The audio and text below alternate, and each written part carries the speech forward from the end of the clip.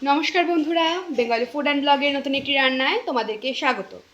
আজকে আমরা তৈরি করব ফুলকপির ডাঁটার একটি ইউনিক স্টাইলের রেসিপি, মটর ডাল দিয়ে ফুলকপির ডাঁটা চচ্চড়ি।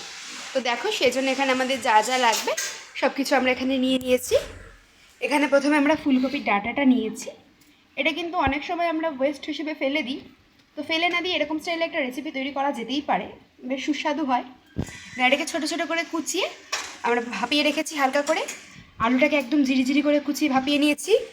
এদিকে আছে সমস্ত রকমের গুঁড়ো মশলা। এখানে নিয়েছি কাশ্মীরি রেড চিলি পাউডার, সর্ষের তেল, লবণ। এখানে আমরা মটর ডালটাকে সিদ্ধ করে একটু জলটা রেখেছি, সম্পূর্ণ জলটা ঝরিয়ে দিইনি, একটু জল শুকিয়ে রেখেছি। আর এদিকে বাটা মশলার মধ্যে নিয়েছি আদা বাটা, কাঁচা লঙ্কা বাটা।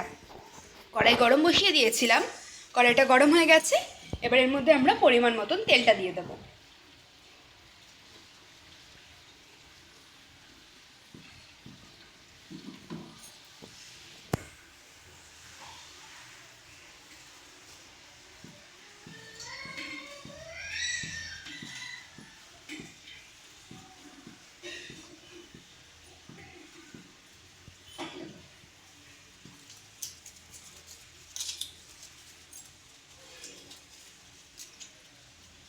দেখো, তেলটা ভালো মতন গরম হয়ে গেছে।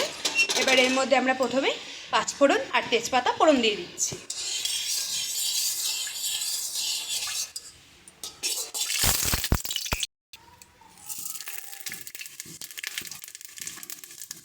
এবার এর মধ্যে আমরা আগে থেকে ভাপিয়ে রাখা কপির ডাঁটা আর আলুটা দিয়ে দিচ্ছি।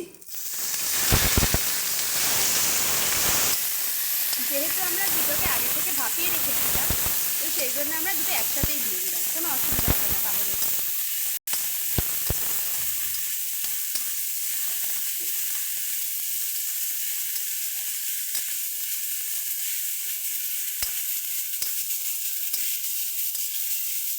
এবার এর মধ্যে আমরা বাটা মশলা দেবো, কাঁচা লঙ্কা বাটা,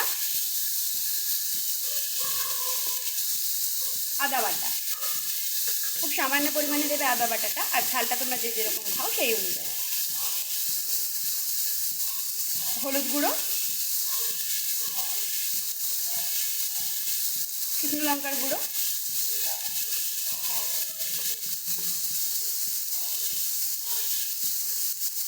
স্বাদ মতন লবণ। ভালো করে সমস্তটা মিশিয়ে নেব।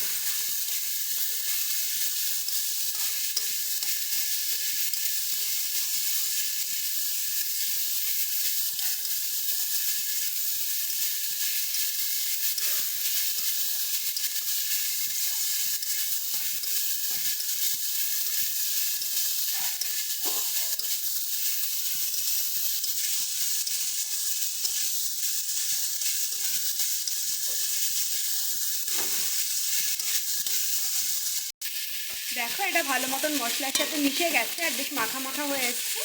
এবার এর মধ্যে আমরা আগে থেকে সিদ্ধ করে রাখা ডালটা দিয়ে দেবো।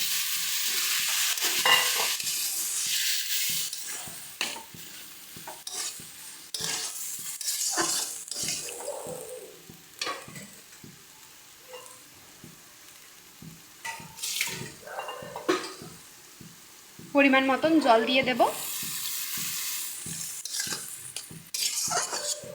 এটা কিন্তু বেশি গা ঝোলা ঝোলা হলে ভাল লাগে না, বেশ একটু গা মাখা মাখা হবে, তাহলে বেশ স্বাদ স্বাদ লাগে।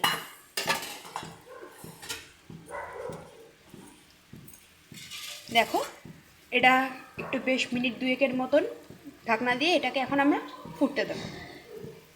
তো চলো, এবার এটাকে আমরা মিনিট দুয়েকের মতন ঢাকনা দিয়ে ফুটতে দিই।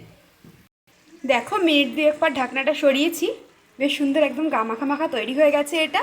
এবার এটাকে আমরা নামিয়ে নেব। একদম চটজলদি কিন্তু তৈরি হয়ে গেল একটা ইউনিক রেসিপি। দেখো, একদম চটজলদি তৈরি হয়ে গেছে আমাদের ফুলকপির ডাঁটার চচ্চড়ি। ভিডিওটি যদি ভালো লেগে থাকে অবশ্যই একটি লাইক, কমেন্ট এবং শেয়ার করে দেবে। আর চ্যানেলে যদি নতুন হয়ে থাকো চ্যানেলটা সাবস্ক্রাইব করে দেবে। ধন্যবাদ সকলকে।